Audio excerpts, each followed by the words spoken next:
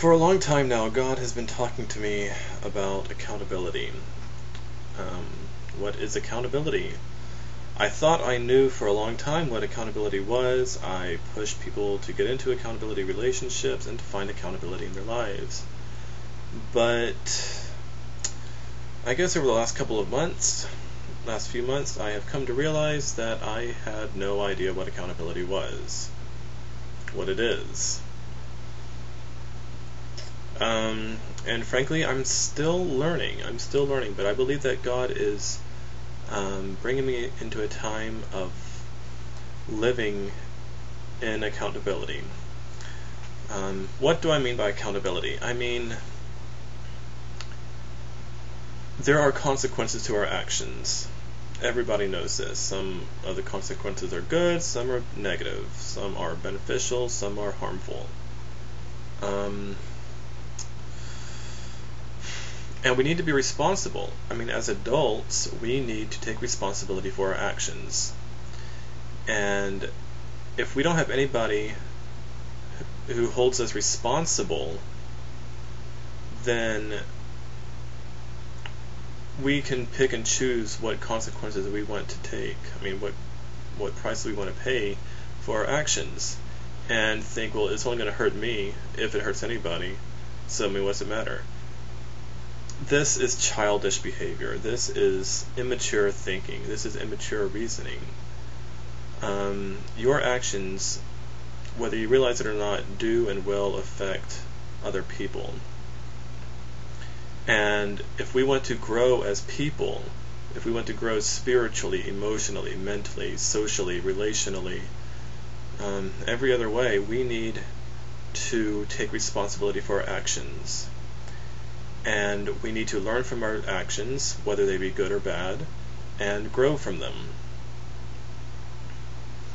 And I see accountability as a method, not the method, but a method of growing from your actions.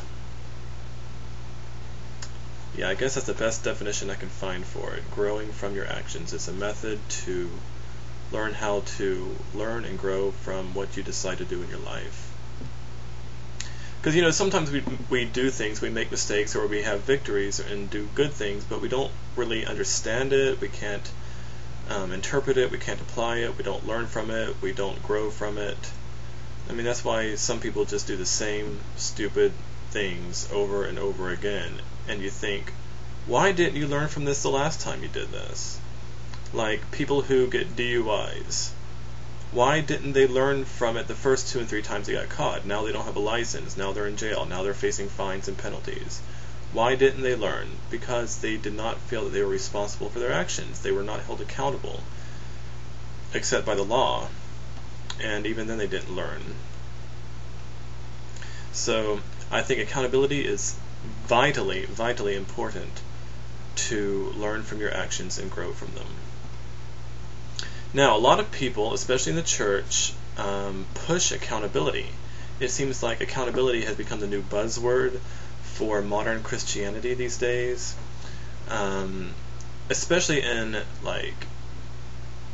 not so traditional churches. I don't want to necessarily say charismatic or evangelical, because not even those places really define what I'm talking about. But I'm just saying, in more modern, untraditional churches, accountability is stressed a lot.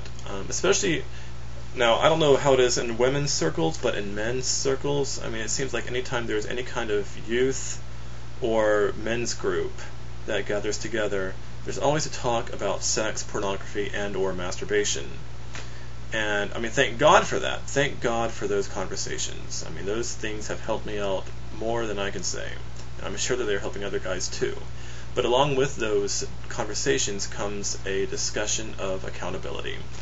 Where are you going to find accountability? Get an accountability partner. Find somebody to be accountable to. You need to be responsible and accountable for your actions. But they push this stuff, they talk about it, but they have no idea what the hell accountability is or how to go about it. Once you find an accountability partner and have an accountability relationship, what then? How do you do that? How do you hold somebody accountable? How do you be accountable to somebody? Some people say, well, you need to get a filter on your computer if you're struggling with looking at porn, or you need to meet with your accountability partner once a week or twice a week, or call them on the phone at 2 o'clock in the morning, or whatever. And perhaps that's part of it, but I think accountability is a lot more than that. And please remember, I'm still learning about this myself. I'm not a master at this by any means. So, I actually made out a list. A couple of months ago I made out this long list that was like 3 pages long of what an accountability relationship is and is not. And I don't have time to read it all right now, but just a few big points.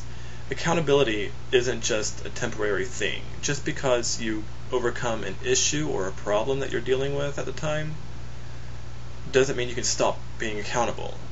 I mean, just because, like, if you're looking at porn and you don't want to do that anymore, and you ask your accountability partner to help you stop, to hold you accountable in that, and then after 6 months you stop watching porn and you're fine, that doesn't mean you can stop being accountable.